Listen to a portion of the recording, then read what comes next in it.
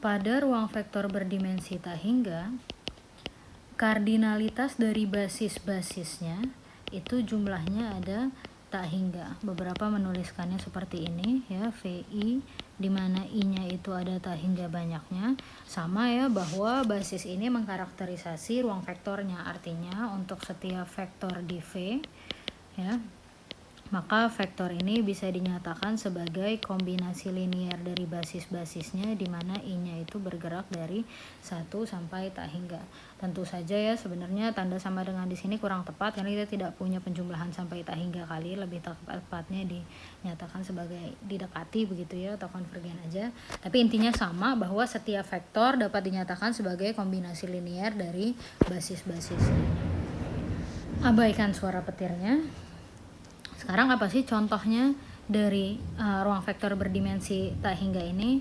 Contoh yang pertama ialah himpunan semua fungsi-fungsi yang integral mutlak atas suatu interval tertentunya, yaitu interval AB-nya itu masih berhingga, atau ruang fungsi-fungsi yang integral mutlak kuadratnya atau integral kuadratnya aja cukup gitu ya, masih kurang dari tak hingga.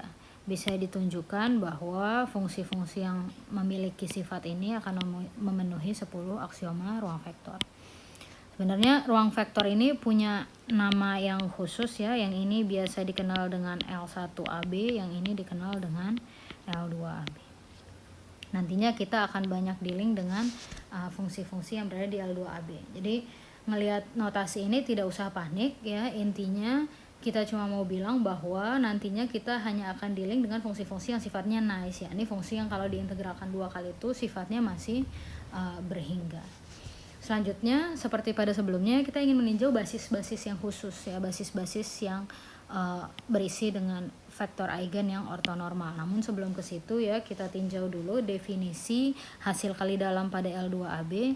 Jadi kalau kita punya fungsi pada L2AB, fungsi f dan g gitu ya, maka hasil kali dalam dari fungsi f dan g itu didefinisikan sebagai integral atas AB dari fungsinya itu tersebut. Jadi fx, gx, dx.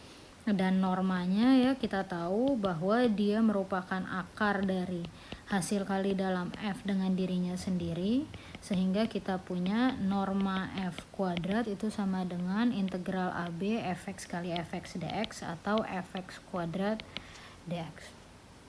Nah, kalau kita sudah punya definisi hasil kali dalam dan normanya, maka kita bisa tinjau basis khususnya.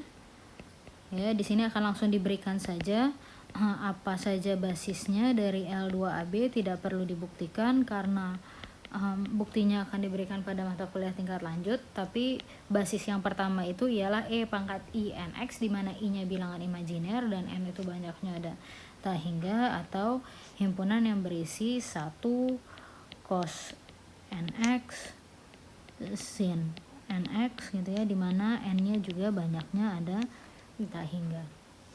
Nah, bisa ditunjukkan ya dari kalkulus bahwa ya, abaikan petirnya, bahwa himpunan ini itu akan saling ortogonal ya, dengan definisi hasil kali dalam yang ini ya, mereka akan saling ortogonal. Beberapa juga menggunakan bukan 1 cos NX sin NX, tapi 1 yang ini cos NPX per L ya, yang ini juga sin NPX per L, dimana L-nya itu merupakan panjang interval dari himpunan yang kita lihat. Nah,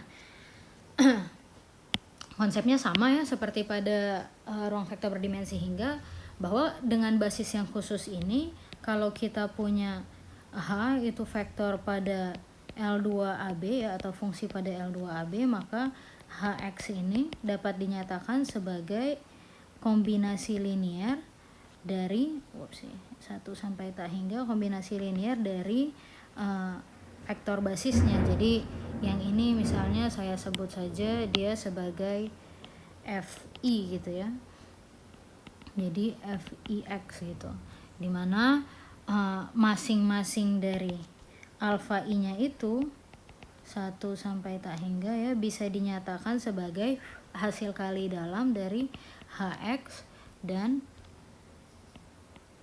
Fix, agak lama ini, Fix gitu ya, dikalikan dengan Fix gitu ya. Kalau ini berlaku hanya kalau FI-nya itu ortonormal. Kalau hanya ortogonal bagaimana? Ya kalau hanya ortogonal maka kita bagi ya si FI ini dengan panjang vektornya. Gitu. Ya, artinya kita punya di sini Fix gitu ya. Yang di sini juga dibagi dengan panjang vektornya. Jadi pada beberapa buku dia maunya I sama dengan 1 sampai tak hingga. Di sini 1 per norm dari Fix kuadrat gitu ya. Di sini kita punya Hx, Fix. Tidak perlu dihafal ya. Ekspresi ini tidak perlu dihafal, hanya cukup kita ingat bahwa setiap vektornya bisa diekspansi dengan ekspansi ini. Ya, ini seperti sebelumnya ya, disebut ekspansi Fourier ya dari fungsi H. Sedangkan koefisiennya ya si alfa I ini disebut koefisien Fourier. Ada hubungannya nggak dengan deret Fourier? Ada ya, ada. Tapi sekian dulu. Selanjutnya kita akan lihat di mana sih aplikasinya pada penyelesaian PDP.